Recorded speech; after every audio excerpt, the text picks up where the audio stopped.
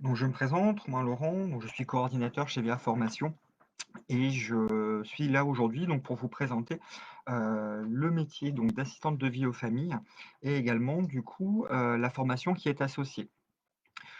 Donc, le métier d'assistante de vie est un métier qui est assez riche et varié et qui s'exerce essentiellement donc à temps partiel auprès des structures d'aide à domicile, mais également auprès des structures d'hébergement.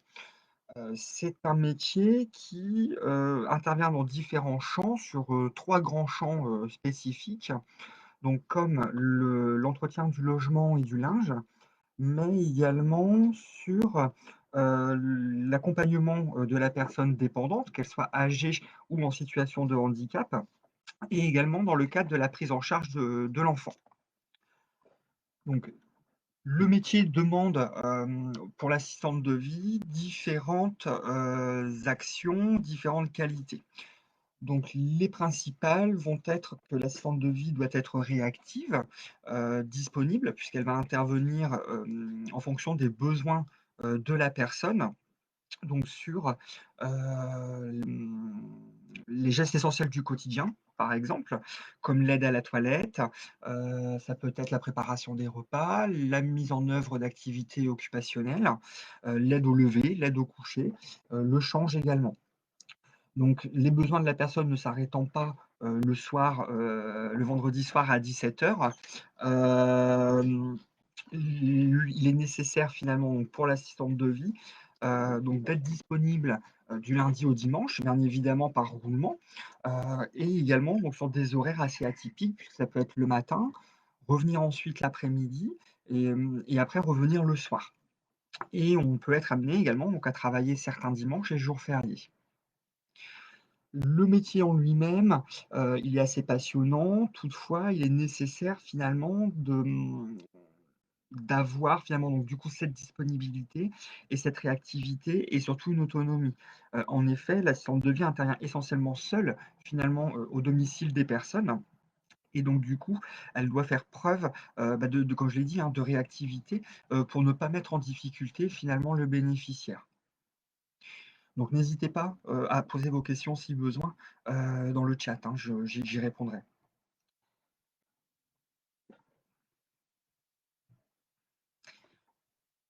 Donc, les prérequis, je dirais, pour pouvoir accéder au poste, aujourd'hui, les établissements ont une obligation d'avoir du personnel qui est qualifié, et donc du coup, l'un des prérequis finalement pour pouvoir accéder, au poste de manière pérenne, c'est d'être qualifié.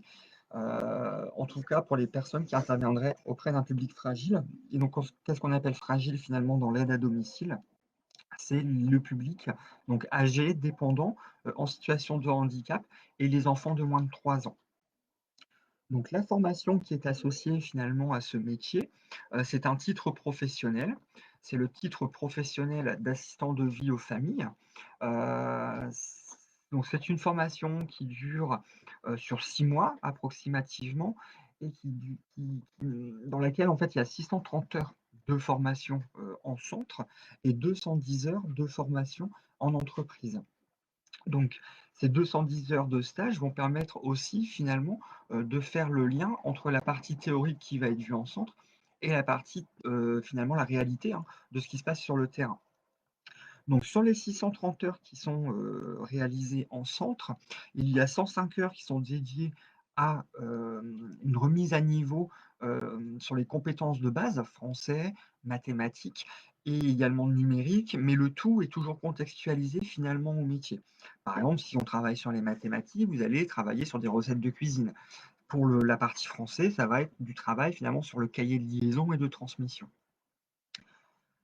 Donc le numérique va être également contextualisé puisqu'il va être mis en lien finalement avec, la télégestion, qui est appliquée aujourd'hui, par la plupart des employeurs du territoire. Donc le reste de la formation est dédié donc aux apports théoriques et pratiques, en lien avec le titre professionnel. Donc le titre professionnel se décompose en 3 grands, champs de compétences qui vont couvrir finalement l'intégralité, des besoins du domicile. Donc le premier champ de compétences, c'est le champ de compétences sur l'entretien du logement et du linge. Donc il s'intitule Entretenir le logement et le linge d'un particulier. Donc durant ce champ de compétences sont abordées les techniques d'entretien du linge, les techniques de repassage, les techniques également d'entretien du logement, de l'électroménager et les différents dangers domestiques. Il est important, par exemple, que l'intervenant à domicile puisse cibler les dangers domestiques pour prévenir tout risque, en fait, du bénéficiaire. Le deuxième champ de compétences s'intitule Assister les personnes, dans les actes essentiels du quotidien et donc cela va inclure, l'aide à la toilette, donc dans les apports, donc théoriques et pratiques, hein, encore une fois. Donc, l'aide à la toilette, la préparation des repas simples et spécifiques. Je pense par exemple aux repas pour les personnes diabétiques. Il va y avoir également l'aide au transfert, donc lever, coucher, installation, donc avec, des aides techniques par exemple comme le lève-personne, le verticalisateur, mais également sans aide technique, donc, avec finalement le corps, de l'intervenant. Troisième champ de compétences, donc c'est celui qui est dédié à la prise en charge de l'enfant, donc il s'intitule «Relayer les parents dans la prise en charge de leur enfant à domicile». Donc il est axé sur la prise en charge de la petite enfance pour l'enfant de moins de 3 ans. Donc durant ce champ de compétences sont abordés de manière théorique et pratique, tout ce qui va être le change, le bain par exemple, les activités occupationnelles, le développement, psychomoteur de l'enfant. C'est tout ça, c'est non exhaustif, hein, bien évidemment. Hem, le titre professionnel, s'acquiert durant, la formation et donc vous êtes dans l'obligation de passer ce qu'on appelle, un examen, une certification. Cette certification, pour pouvoir s'y présenter, il faut avoir suivi, la formation, bien évidemment et également, avoir suivi les évaluations. Ça, c'est un livret qui est obligatoire pour pouvoir se présenter au titre. Autre élément obligatoire, ça va être, donc le dossier professionnel où vous allez détailler finalement, des situations vécues pendant vos stages. Ensuite donc vous avez, une mise en situation qui dure à peu près 1 heure, qui va englober, les champs de compétences numéro 1 et 2, donc l'entretien du logement et du linge, ainsi que, la prise en charge de la personne, dépendante.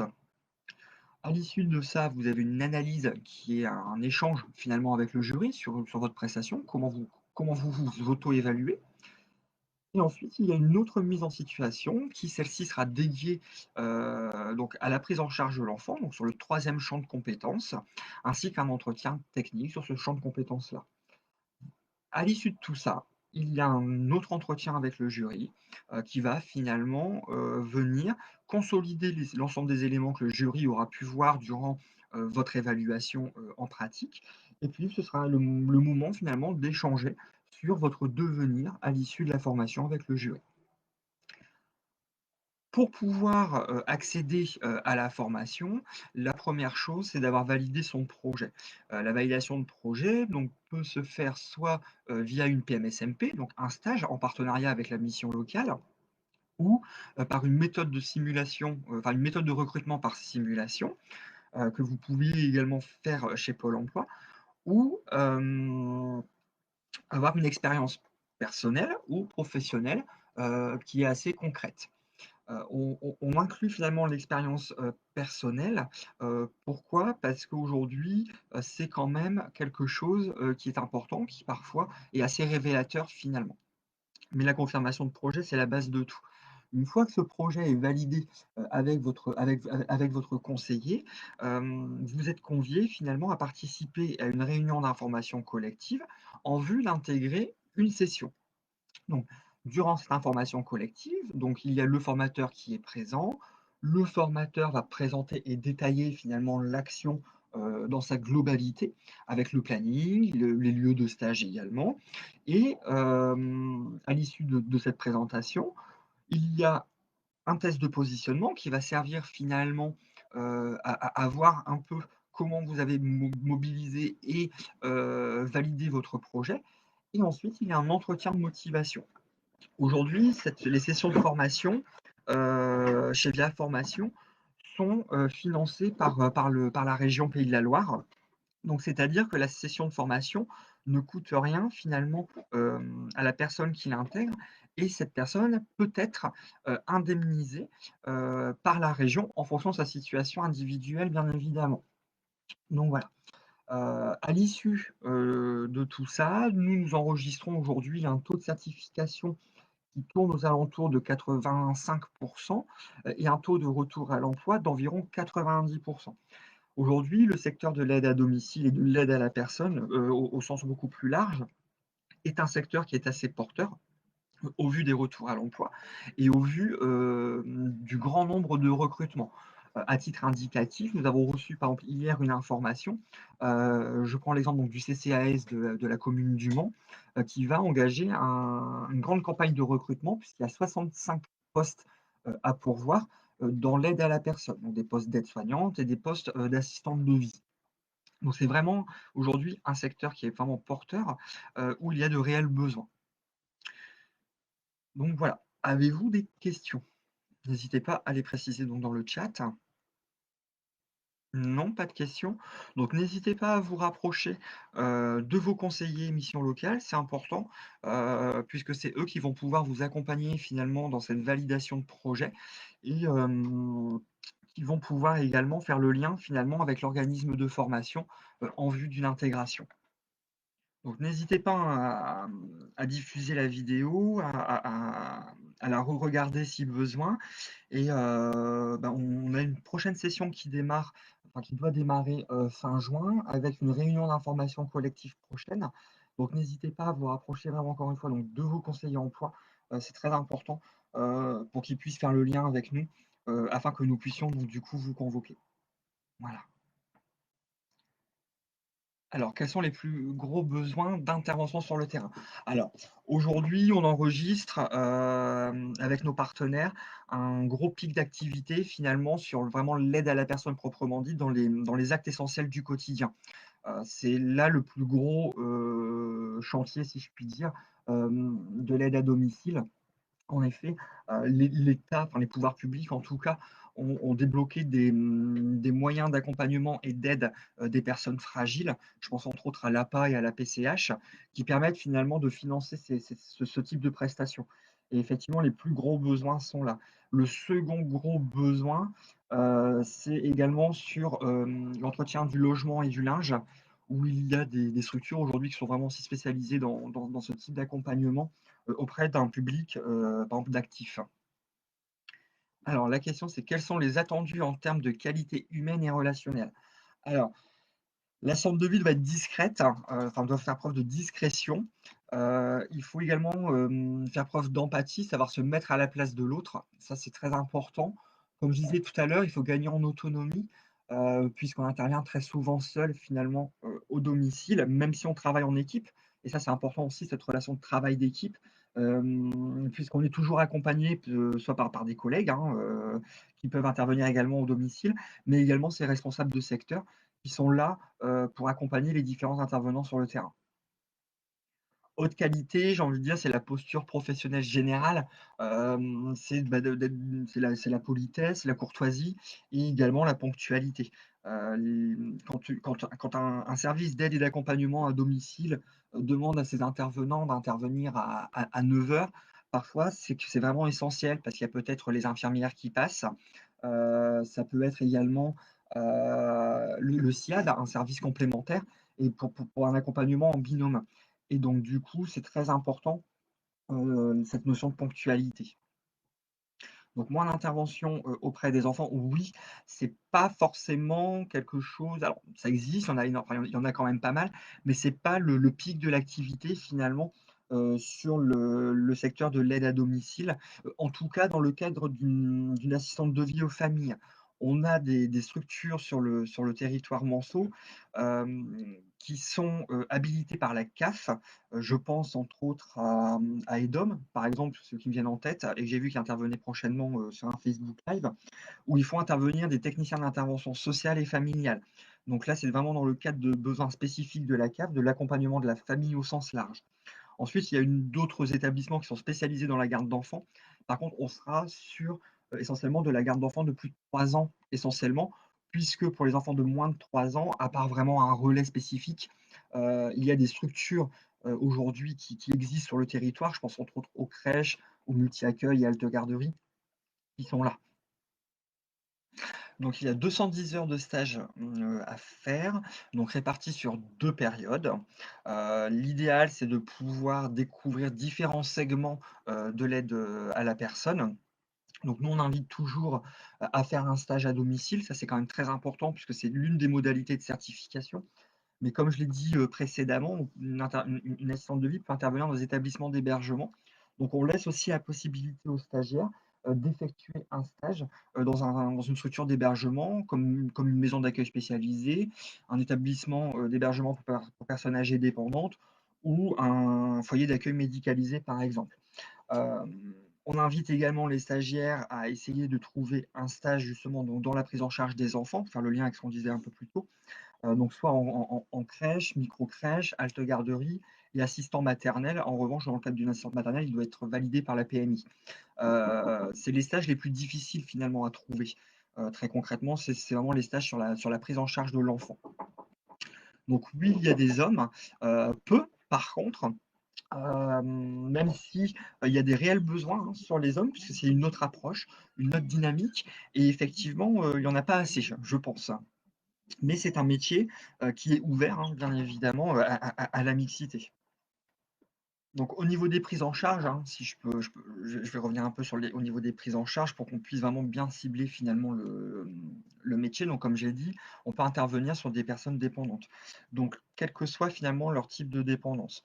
On va avoir donc des personnes âgées avec une dépendance, un degré d'autonomie, j'ai envie de dire, assez élevé. Donc on va être sur une notion d'accompagnement et de préservation du lien social.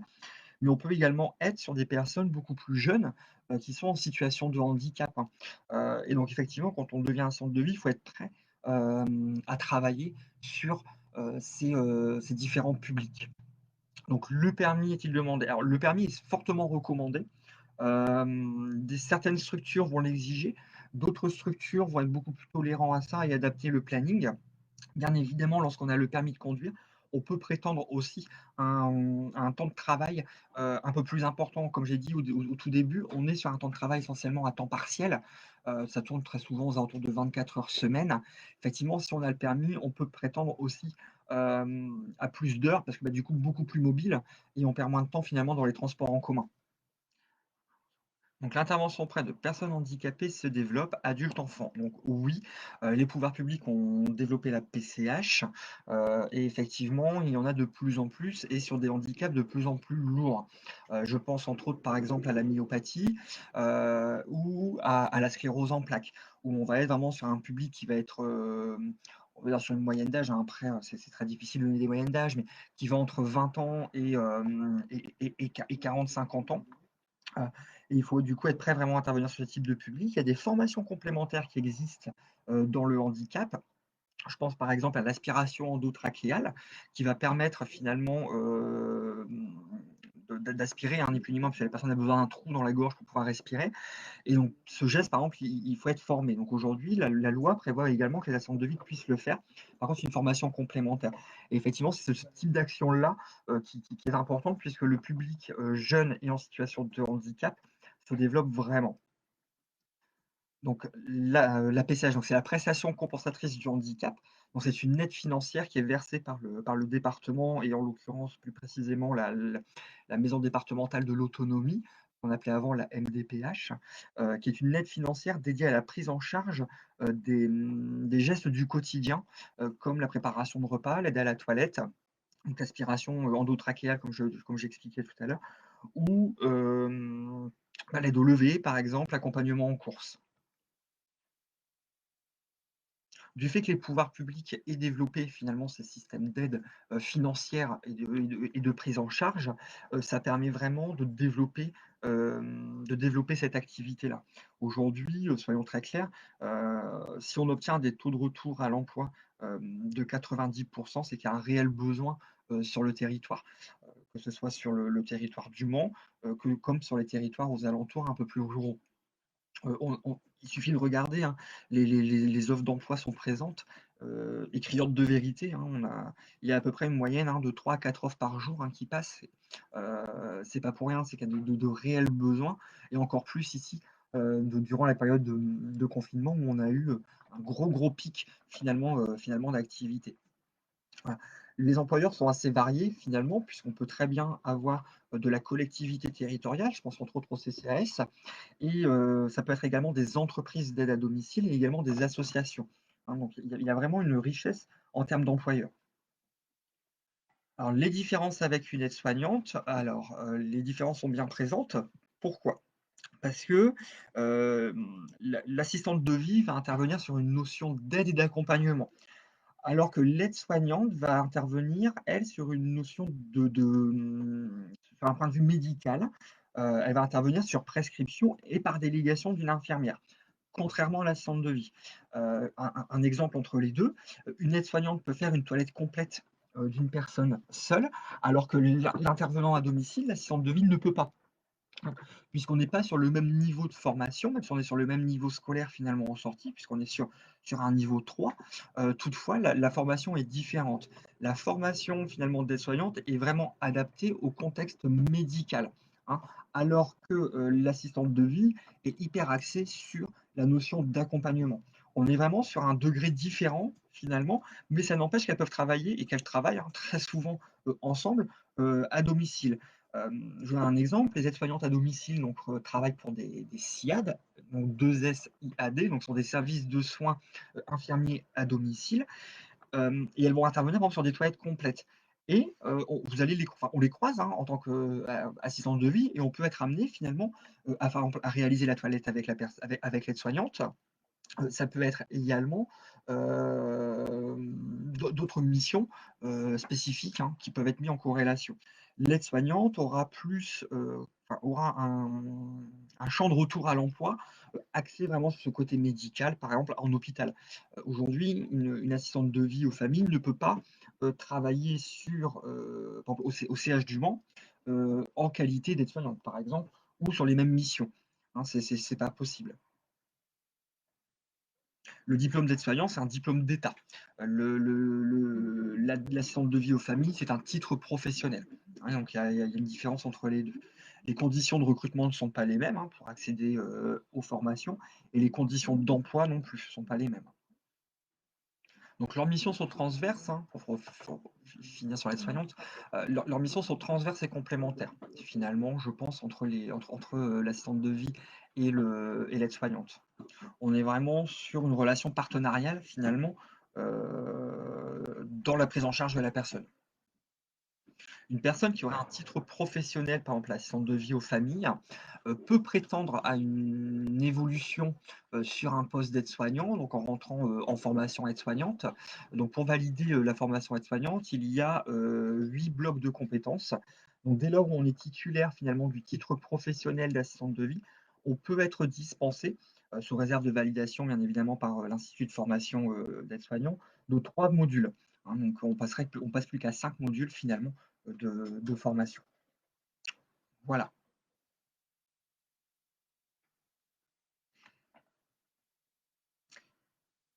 Bah, écoutez, s'il n'y a plus de questions, mais je vais vous laisser là. Je vous remercie en tout cas, de m'avoir sollicité pour pouvoir vous présenter ces éléments-là et puis, bah, j'espère vous voir bientôt finalement sur les recrutements, donc des formations assistantes de vie aux familles. Merci beaucoup et bonne fin de journée.